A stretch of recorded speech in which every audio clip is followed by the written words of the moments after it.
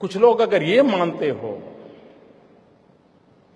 कि आगे देखा जाएगा, तो कम से कम वो मुझे पहचान ले।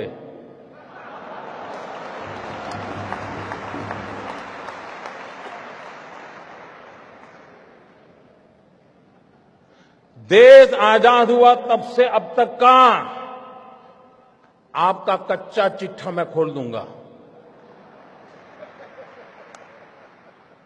जिनके पास ये बेईमानी का है वो मान के चले कागज का टुकड़ा है, वो ज्यादा कोशिश न करें,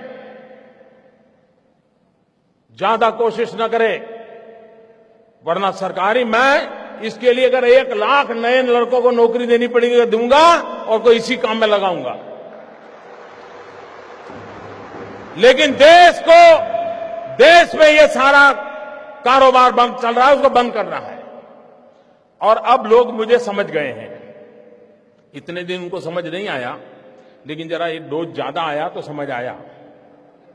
लेकिन ये एंड नहीं है, ये पूर्ण विराम नहीं है। मैं आज खुल करके कहता हूं, ये पूर्ण विराम नहीं है। देश में भ्रष्टाचार, बेईमानी बंद करने के लिए मेरे दिमाग में और भी कई प्रोजेक्ट चल रहे हैं।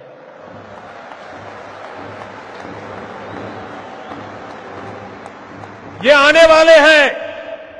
ये ईमानदार लोगों के लिए मैं कर रहा हूं जी, देश के गरीब लोगों के लिए कर रहा हूं।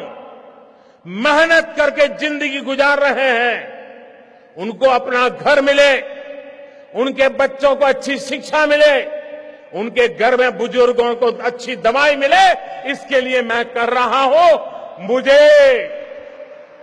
मुझे गोवा वासियों के आशीर्वाद चाहिए। आप खड़े होकर के ताली बजा करके मुझे आशीर्वाद दे। देश देखेगा ईमानदार लोग। इस देश में ईमानदार लोगों की कमी नहीं है। इस देश में ईमानदार लोगों की कमी नहीं है। आइए ईमानदारी के इस काम में मेरा साथ दीजिए।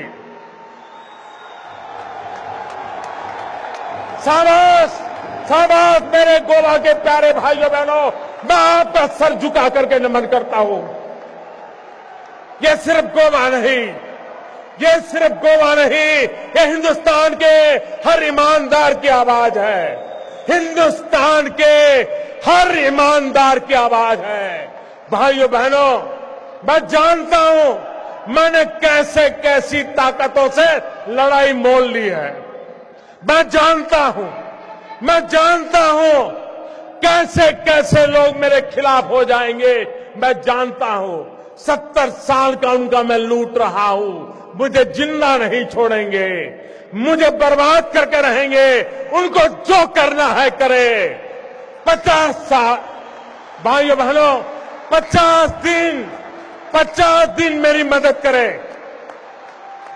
देश 50 दिन मेरी मदद करे। जोर से तालियों के साथ मेरी इस बात को स्वीकार कीजिए आप।